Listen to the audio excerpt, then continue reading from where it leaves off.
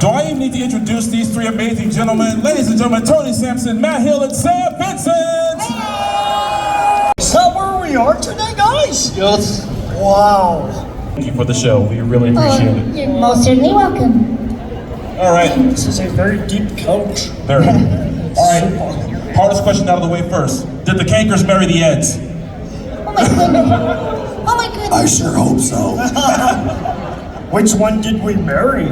Ooh. Well, we went to Salt Lake and we all got married together. It was interesting. No, just joking. Considering Ed and Eddie, it actually makes a ton of sense in a certain amount of ways. So, as with this show, first of all, what was that audition process like? Did you know what you were fully getting into? Was it just another audition? What was it like for you three? I think we officially set a record for the most official callbacks. I think of like 8 or something. It was a pretty intense It's a long process. Yeah. But my first memory is just receiving the picture of Double D and then a little character description, and the only thing I remember is it said he mumbled, and I was like, oh, okay. So I was trying to like figure that one out and put it into the character, and then a few auditions, and then the next thing I knew, I was in the room with these guys doing a group read in the studio, and yeah, it was interesting. The first time we were in a room together, actually doing the audition, it was kind of cool. I kind of knew then, this is what Eddie does to my voice. So I kind of been going Eddie out for the last 2 days. And That's the sacrifice he's made for us, guys. Give him a hand for that. Come on. So, it'll come back in a couple of days or maybe in an hour, who knows. But when I did it, basically I've worked with Danny before, and he said, this guy's a maniac. Like, we want you totally crazy and wild maniac. And I don't know where it came from, but it was just the Eddie voice came out, and that was that. Danny, when you do good for Danny, Danny does this. Totally. Okay. The smallest little nod, you're like, It's like that's how you know you did it. Yeah. Or if that's all you got. Oh man. well, if that's all we're gonna get out of you, then I don't know.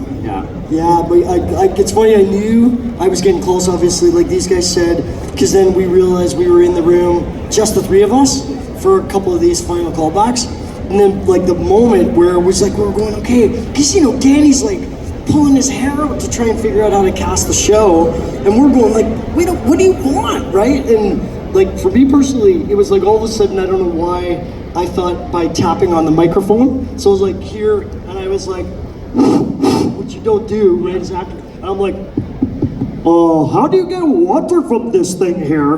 And I see Danny on the other side of the screen going, that's it! That's it! And I thought, like, I was fired before I even got hired, right? So, yeah. Oh, that's it, you're fired. That's it, that's the character. Yeah. So thank God they got that on recording, because for the first 13 episodes, every time I got out of Ed, Danny'd be like, play him the thing! And, you'd hear like, how do you get water from this thing here? And, he'd be like, that's Ed! So, thank you, Danny, and the mistake that got me the role of a lifetime. So, to be with these guys, I love you guys. There are no mistakes, just happy accidents. There we go. Okay, and for a show like Ed and Eddie, at one point probably just seen as another, Cartoon Network original, but you see the impact. You see how, yeah. You're my childhood. You're my. Could you guys ever imagine it would take off like it did? Did it even occur to you it could be this big? For us being, good old Canadian boys, we're just doing our job, and it was on our network called Teletoon for 13 episodes, and then it disappeared from Canada. So so we knew it was on Cartoon Network, and we watched the shows, and then we were just hearing from the world, because you go out there and you go to different places, and it's like, dude, you're on Ed, Edd n Eddy. I'm like, oh, that is correct. And they're like, yeah, you understand. So we didn't really have an awareness of it, and then it just kept growing and growing and growing, and to what it's become now, with just everybody just telling us stories about how much just stories of being kids and going and want to watch your favorite show and all that stuff that, it just feels good to hear. It I feels like the good to part where they're like, my parents didn't want me to, I was that kid. but I did it anyway. I don't know how many mothers were like, I don't approve of that show. I'm like, oh, okay. That was you literally just described my mom. I'm not even kidding. Well, it's wild when, because like we were saying, we came from, Canada. So, and I wasn't really social media. I don't even think it was there yet. And You're still not, man. Like some actors read the trade papers. I didn't read the trade papers. So, but people knew it was popular. But when we did a run around North America, when the tour, when the show finished, that was the impact for me personally. When going into all these schools, literally we would be like, "Hi, Sparklies, who wants to save the planet with Ed?" And literally, 2,000 kids and their teachers would lose their mind in a good way to be able to hear this voice, right? So, my God, so you guys are part of that generation because. Like the stories that we get to hear of how this show has impacted your lives, like thank you for this gift. Yeah, you guys changed our lives. Whoever said we love you, 100%. We love you guys. We love you. Definitely love you guys. Truly, thank you guys. And so, and this is truly the first time you three have done a convention together, right? This is my first one. This is your first one ever. Well, how's it been for you, like being your first convention? It's great, man. Like, you can tell how much fun I've been having. Yeah. Right? I've been doing Eddie for the last 2 days, and I just caught up with me. But it's been so great meeting everybody, and just all the joy and just pure love coming from everywhere. It's just been amazing. I've loved it. I'm definitely coming back. Yes, that's what we want to hear. Good job, guys. We're gonna bring it back. And for everybody else, like doing conventions before, and you had great careers, fantastic careers, tons of careers I'm also fans of. What do you think that's been the staying power of the Ed, Edd n Eddy franchise? Like, no matter who you voice, everyone's always like, but you're on Ed, Edd n Eddy. What do you think that staying power is like? It's just, it's an incredible cartoon that has everything that you want in a classic cartoon that has long-standing, like, I don't know, it's just, Danny created something that's just iconic. Yeah, what do you think, Justin? This is what I think is the real staying power of not just the Ed, but all the cartoon shows. With the exception of your video game, and maybe a few figurines, there was no Powerpuff Girl dolls. There was no Powerpuff Girl dolls? Dexter's Laboratory place, and there was no Ed, Edd n Eddy action figures. So because you guys were never selling a toy, you can focus on making a cartoon that works. Yeah. Okay, so if you guys didn't hear me, it's because they weren't selling toys. That's why the cartoon made it, because it was just about the cartoon, which I think is a very valid point, 100%. Well, also to add to that, because Danny, like we got to experience, because he's a genius, you guys. He had every concept and every line in his brain, right? And then obviously all the storyboarders, everybody that was like contributing to this vision. But it really was this brainchild that he like got everybody involved in. And oh my God, so I think that's also, like out of all the shows that we've done together, we never did pickup sessions because he wouldn't let us finish the show till we got what he needed to have. Yeah, when you recorded, Danny would sit there like this, and he'd look up, and he'd go. And then if you didn't get it, he'd be like, Just doesn't sound like Eddie. energy, and then he'd go. And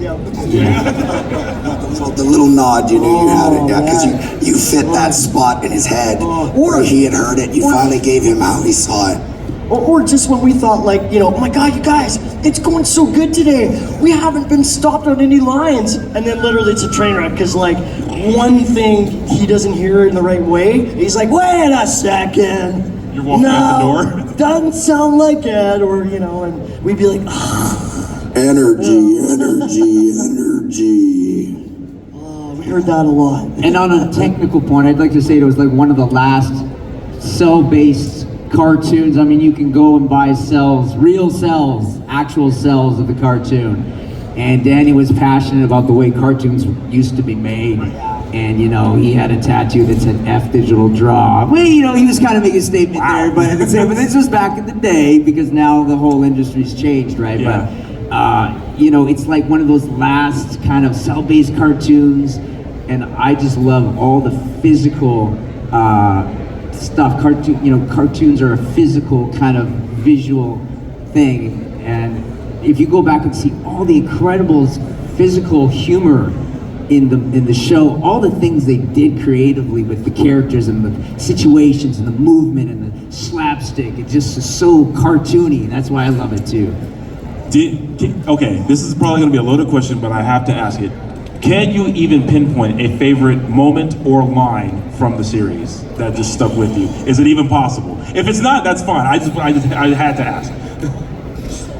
For me, going back and watching the shows, like, and forgive me if I can't remember the name of the episode, but it's early on. It's season 1 where we're having this imaginary adventure. We go to the junkyard. The van is in there. It becomes like this, and it turns into this magical adventure that the 3 Eds are going on. That they're using their imaginations in this kind of world. For me, that's the quintessential kind of Ed and Eddie episode, because it encapsulates the 3 dudes stuck in their neighborhood trying to do scams, and then it turns and evolves into this kind of imaginary adventure where we're all playing different characters. That kind of like encompasses one of the classic episodes for me that just captures the essence of the show. But there's so many awesome moments. There's so many, and all the secondary characters are so amazing. You know, it's not really secondary characters. It's like the whole cat. It's like an ensemble thing. Like, you can't have the show without Rolf and Johnny Two by Four, Kevin, and Jimmy and Sarah and the Cankers. It's just bam. Absolutely. Extra character, and yeah. All right, of course, Naz. Oh, hello, Naz. Didn't see you over there. Yeah, the Ed and Eddie sweats as soon as Naz came along. Those are classic. I feel sweaty. Yeah, it's funny because like the time of the Christmas right now, for me personally, is my favorite time of the year. Oh, the specials. Yeah, and so for me, probably the Christmas special. It was absolutely. It was like watching this magical dream come to life, you know, and you know, for me personally, watching Ed literally destroy the entire house, trying to put up the Christmas lights and putting gravy cakes and what do you call it out for Santa. I'm like, oh my God, I get to be him in this too, you know. So Ed's. Oh wow, my voice came back. Ed's my favorite character. Remember when he got the pebble in his shoe? Oh, that was one of my favorite episodes, period. And I'm sorry, that's the one of my whole favorite. area up trying to get the pebble, and I'm just. The Peach Creek construction budget must have been ridiculous when you guys were around. the what? The Peach Creek construction budget, because Oh my God. Ed was just ripping through that whole town. And the Cankers whenever they're in a hissy fit. Gotta rebuild again. Yeah. Carrying stuff. Alley-oop. Alley-oop. So you guys got the 5 seasons, and then it was like, and then the show ended, but then you got to do the movie, which this is gonna sound like I'm just propping up because I'm an Ed and Eddie fan, but I loved the movie. Like it was so good. What was that like to get to do like a full feature film, like more or less the series finale of the whole thing? What was doing the film like, or knowing you were gonna get to do a film? Well, the one thing I remember about doing the, because one of Danny's things was energy, energy, energy. That was his kind of tagline to make sure that we're getting there. And it was like the first 15 minutes of that movie was us like just in a state of high like panic. So it was like Danny was extra that day. Like, you know, his energy, dudes. I mean, when I say energy, it's got to be like that level. Like and I next was level.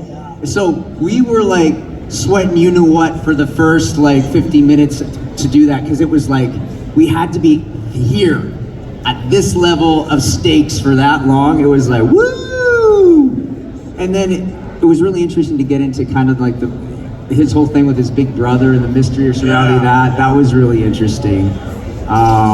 Yeah, the long format was cool though. I liked it. I did like it. Well, I really also value Danny as a human being. I heard him say, because someone asked him like, why not do another season, or why not just keep it going because it's going so great.